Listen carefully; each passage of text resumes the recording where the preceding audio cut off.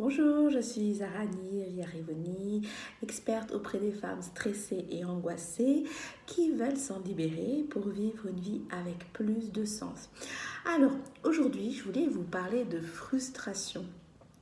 Comment est-ce qu'on peut faire pour mieux comprendre la frustration et puis mettre les actions en place pour se libérer de la frustration?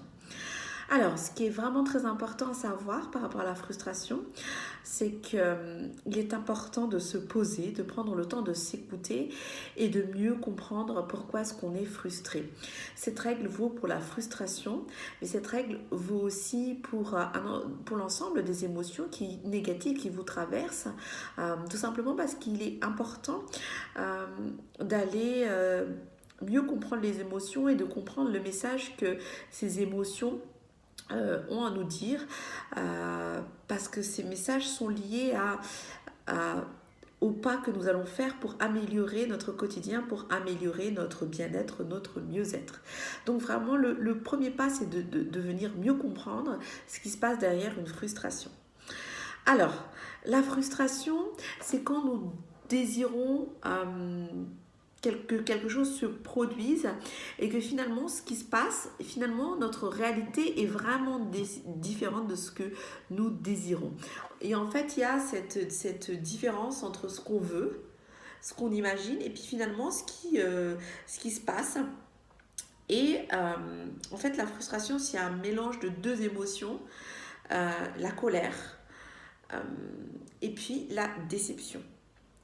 Donc vraiment comprendre derrière cette frustration qu'il y a une colère et qu'il y a une déception. Et quand vous avez identifié que derrière cette frustration, il y a deux émotions, je vais donc vous inviter à vous intéresser à ces deux émotions.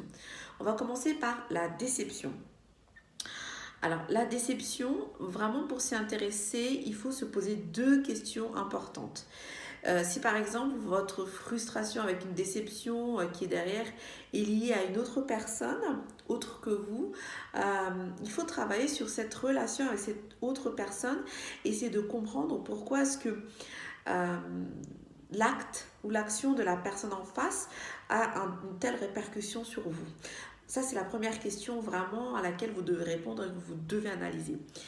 La deuxième question, c'est est-ce que ça ne serait pas plutôt moi qui suis déçue de moi-même? Est-ce que ça ne serait pas plutôt moi qui suis source de ma déception?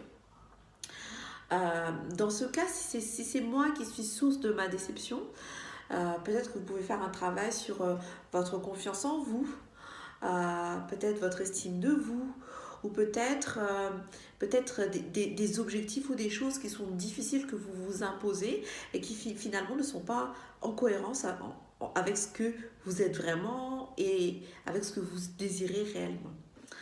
Donc voilà par rapport à la déception. Par rapport à la colère, vous pouvez vous poser la question de savoir quelle injustice se cache derrière cette colère. Et aussi, à quoi est-ce que me ramène cette colère?